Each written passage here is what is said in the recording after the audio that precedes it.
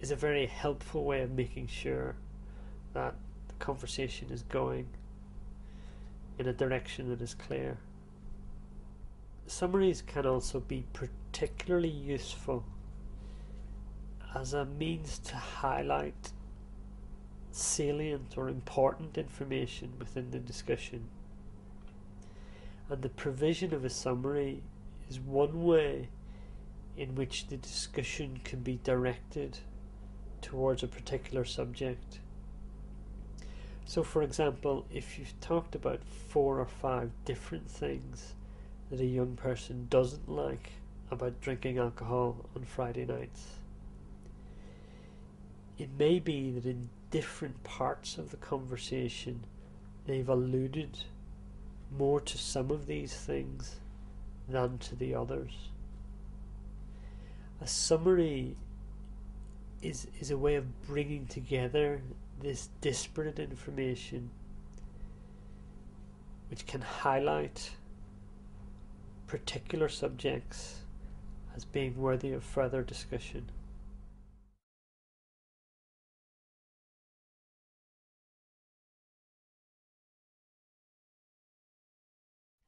Well, perhaps if I could kind of sum up some of the things that you've been telling me about, so that when you correct me if I've missed anything, or I'll tell you something that's not right. But my understanding is that you at the moment you're kind of enjoying college and your basketball and all that sort of thing, and you're also enjoying your cannabis use, and you're enjoying it because it's something that you can do that's relaxing outside of college and sport, and you can have a laugh with your friends, and it's fairly routine for you, so it's familiar as well. But on the other hand, you're kind of feeling a little bit like this is not something that you want to be doing for a long time, and it's also expensive, and and and also from time to time it can cause some problems with your family, and you can feel yourself losing your temper as well at times. So those things are good and bad.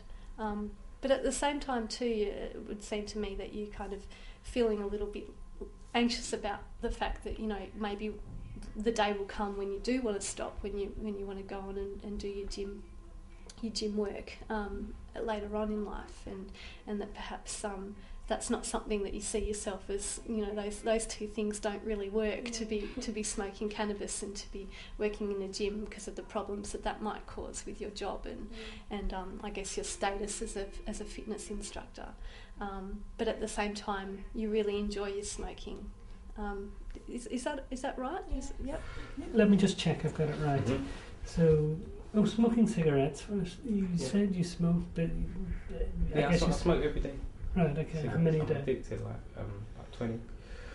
Okay. So it adds up to something like this: but 20 cigarettes a day.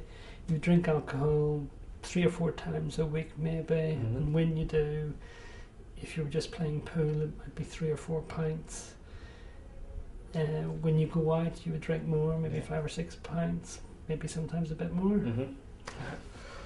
Then you smoke weed every day, something like 70 pounds a week. That's your normal week, if you like. Yeah, that's normal week.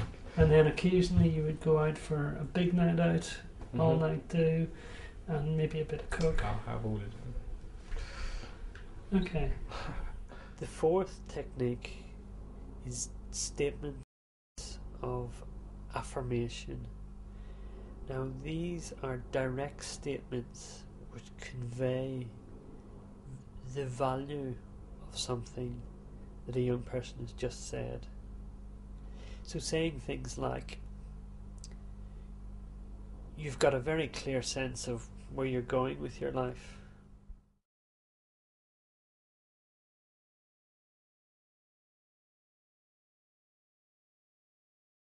Not really. I'm sure that if I was to be in a situation where I smoked a lot, and then something really bad happened to me, and it made me think, ooh, you know, I shouldn't do that no more, then I'm sure I would quit. But at the moment, I think it's just where I just enjoy myself at the moment. Enough, I haven't had a bad situation with it, so I just feel to carry on, I suppose.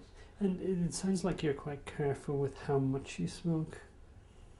I try to be, because at the same time I've got a lot of friends and I see a lot of my friends making silly mistakes, and I prefer to not go down their road, so I'd rather see them make the mistakes and me not take that path than make the mistakes myself. That sounds a sensible thing to do. Fair enough. You can let other people yeah, just let them do what they're doing, and then, you know, see what happens from there. The final technique in motivational interviewing is something that we call change talk. Now, change talk is things that the young person themselves are actually saying, which evidence that they are not happy with the way things are now and are open to or are actively considering changing their behaviour. Now, in motivational interviewing, these types of things that are actually said by the young person have a very high importance. The practitioner listens for and encourages change talk. So change talk provides very clear signposts for where you might go next in the conversation. There are different types of change talk. Sometimes young people might say things like, I really want to stop smoking. Or, I could stop smoking if I wanted to. Or alternatively, they might say, it's a good idea to stop smoking. Or I really need to stop smoking. Now, these types of statements send an important signal to the practitioner